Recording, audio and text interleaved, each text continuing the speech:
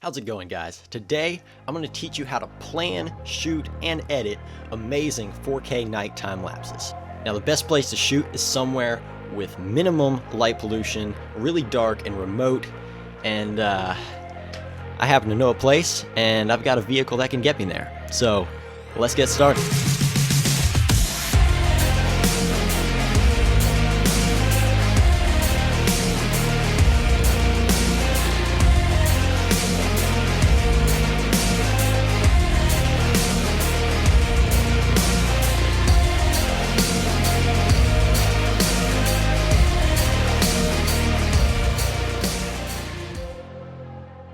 Okay, so before I get too far ahead of myself, you do need to do some planning before you go and shoot one of these time lapses. And the three things that I always keep in mind when planning to shoot a night time lapse is the weather, the moon phase, and my location. With weather, you want to make sure it's going to be a really clear night with minimum clouds and less humidity, ideally, for a really crisp, clear atmosphere so you can capture the most stars. Also, if you can get a night without much wind, that also helps because wind can actually move your tripod and mess up your time-lapse photos. You may be thinking that the moon would look really cool with the stars in your time-lapse, but the truth is, the moon is actually really bright and it adds a lot of light to the atmosphere, and you can't see many stars when the moon is out. So you want the moon to be in its waning stage, which is the first 2 weeks after the full moon. This basically means that the moon rises after the sun goes down, so it gives you a window of time of complete darkness to shoot a good star time lapse. And like I mentioned earlier, you want a really dark place. Now, you don't have to go all out like we did on this and go to a location that requires a vehicle with four-wheel drive and all that, but just try to find a really dark spot, preferably away from any types of cities or towns. So what we're doing right now is we're location scouting. While it's still light, we can get an idea of what the composition is going to be like in our star time lapse after the sun goes completely down and after the stars come out. So right here looks pretty good. We've got the trees going around the lake. We've got the grass. It's a location that we like for the star lapse, or at least we think we like. We haven't seen it with stars yet. So we'll come back here once the sun goes the rest of the way down. I mean, we're in that awkward spot where you got like the sun's down, but the stars aren't out yet, so you're just kind of waiting around, not knowing what to do. A lot of this is just waiting, honestly. There's a lot of waiting to do. Patience is key. Yes. Awesome. Cool. Yeah, it's just personal. Are you still recording? Yes, I'm paparazzi. What are you wearing? Wearing the Columbia jacket on top of the Columbia jacket. Nice. Not sponsored. Not sponsored. So it's got to the point where we went through the mud, and when I went to turn on the windshield wipers, the mud was frozen onto the windshield. You know it's cold when the mud's freezing on the windshield. Okay, so now you have a good night plan at a good location with good weather and a good moon phase. It's time to set up your camera. One thing you might want to keep in mind here is which way the stars are going to be rotating based on which direction you're pointing your camera. I like to point my camera north because I really like the way all the stars rotate around the North Star. I think it looks really cool, and that's what I did here. Alright, so we're heading back to our location, and tonight we're shooting on the 80D and the Sigma 17 to 50. As far as equipment goes for doing a star time lapse, you're going to need a camera, obviously. You're going to need a good solid tripod. So as far as tripods go, the brand doesn't really matter. Just try to get one that's good and stable, because especially when you're leaving it out here, it makes me nervous if it's not very stable, if something came and knocked it over. Just make sure it's good and solid, and also wind does affect your tripod if it's flimsy, so just keep that in mind. And you're going to need an intervalometer. This one right here, it's a newer brand. I got this one for about 20 bucks on Amazon. I'll leave a link in the description. That's the three main things you need for star photography. There are some other accessories that can help sometimes, but that's all you essentially need. A big factor in your star time lapses or in your star photos is focus. If you're not focused just right, all the stars are going to be blurry and it's going to look horrible. So what I'm doing right now is I found a really bright star in the sky. I'm looking at it with my camera, and what I'm going to do is I'm going to use the zoom in check focus tool on my camera, and I'm going to zoom in on that star, and then I'm going to turn my focus wheel until the star is the smallest. The thing about star photography is you can't actually see what you're taking a picture of until you've actually taken it. So you've kind of got to guess and point it a certain direction.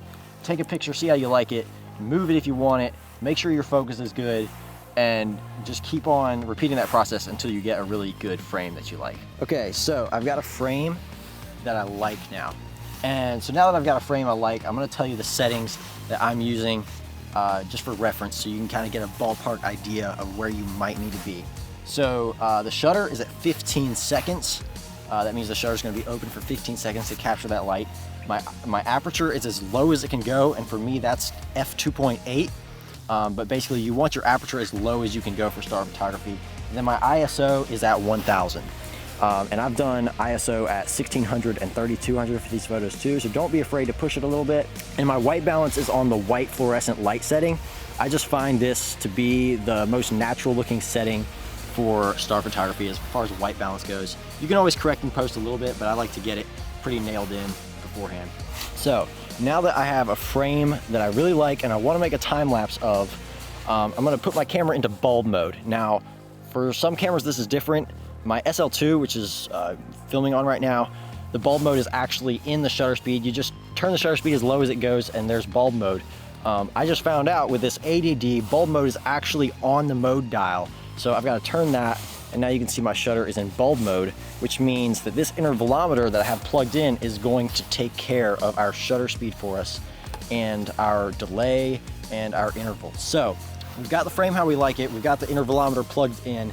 Now we've got to set up how many shots we want, how often we want them, and how long we want each shot to be. So the delay setting is just for if you want your camera to wait to start the time lapse. The long setting is just how long you want each frame to be. On this night we were doing 15-second exposures, so I just go over here and put 15 seconds. Now the interval is probably the most crucial one. This is the amount of time between each photo. After each photo, your camera has to process that long exposure photo. And since a long exposure photo is a lot more information than, you know, your average photo, your camera's going to take a longer amount of time to process that photo. So what you need to do is figure out about how many seconds it takes your camera to process the long exposure photo that you're going to be processing, and then set your interval setting to a couple seconds longer than that, so it'll have enough time to process that last photo before it starts taking another one. Now, if you don't do this and the previous photo is still processing, it's going to mess up your whole time lapse. The N setting is the number of shots you want it to take. I usually set this to the little dotted line, which means infinity. And the little music symbol setting is just whether or not you want it to beep after each photo. I turn it off because I've heard stuff about bears being curious about that sort of thing, and we're shooting in the middle of nowhere, like in eastern North Carolina, which is one of the most bear populated places in the world. So it doesn't really matter, but I'm just being cautious. It's honestly like my worst nightmare if a bear got my camera while it was sitting out there. All right, and then you just hit start. So right now we're gonna turn off our light, we're gonna stop recording, and we're gonna start recording the time lapse. Don't film this. Are you filming this? Yes. Oh my goodness. I'm a professional, I promise.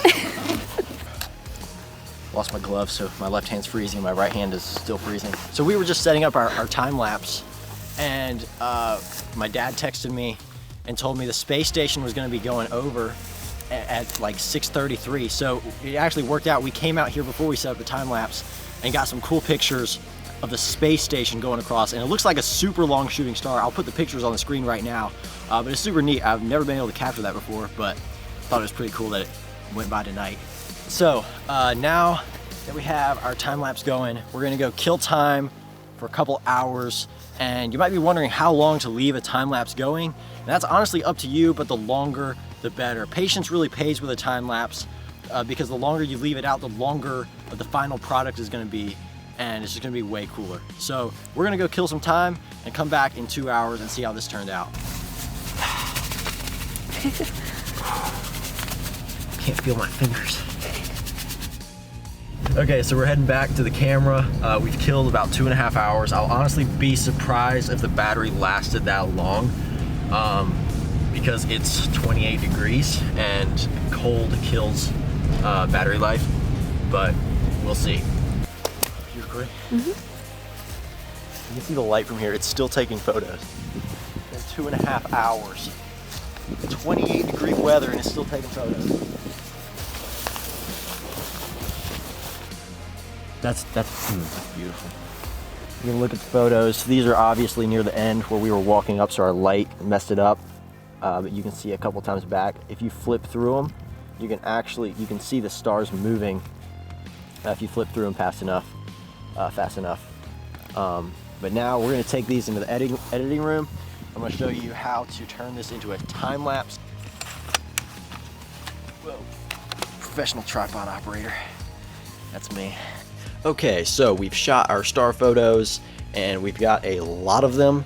And now I'm going to teach you guys how to edit them into a time lapse. Now, I'm using Adobe Lightroom, Photoshop, and Premiere to put together this time lapse. So the first thing I'm going to do is open up Adobe Lightroom, Photoshop.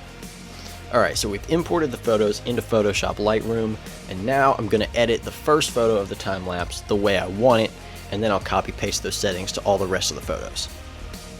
And I'm not going to go over how to edit in Adobe Photoshop Lightroom, but it is pretty basic.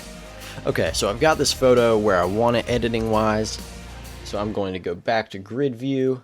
I'm going to select the one at the top and go back down to the one right next to the one I edited. Hit Shift Select. Once you have those selected, hit Control V, and that's gonna paste all those edit settings onto the rest of the photos. Okay, so it took a few minutes, but we do have all those settings pasted onto the rest of the photos. Now I'm just gonna select them all again, and once I have them selected, I'm gonna go up here and hit that little export button. I'm gonna export these in 100% quality and full size, and they're gonna export, and that's gonna take a while too. Okay, so go ahead and open up Premiere and create a new project. Why is that going over there? Now, importing these files has to be done a little bit differently since we're importing a bunch of photos instead of videos. So go ahead and double click the media panel, and I'm going to go to the album with all the star photos in it. Now here's the crucial part. You click the first photo, make sure the image sequence box is checked, and then hit open. And what you'll realize is this has now opened a video file of my time lapse because it's an image sequence instead of importing all those photos and trying to stack them in the timeline, which would be super inefficient. Okay, so I'm going to go ahead and throw this in the timeline, and there we go, there it is. Now you'll notice it's still in 3x2 format. I don't want that, so I'm going to go up here to the sequence tab, hit sequence settings, and I'm going to change it to 23.976 frames per second. And then I'm actually going to change this into a 4K sequence. So I'm going to change these to 3840 by 2160, and that's going to fix our aspect ratio problem and make it into a 4K sequence. All right, and now you'll notice it's kind of zoomed in. So I'm going to go over here to the effects controls and pull that scale out. And I can also play around with the position of this up and down. Since it was shot in 3x2, we have extra information at the top and the bottom. So if I want to, I can actually keyframe movement into this time lapse. I'm going to start like right there maybe, hit keyframe, go over a little bit, drag it up, and then drag that keyframe all the way to the end. Alright, so now when we play this back, we've got a nice time lapse. As you can see, the stars are rotating. We're pointed kind of towards the North Star, and we're panning up at the same time. It looks really pretty, and so I'm going to go ahead and export this.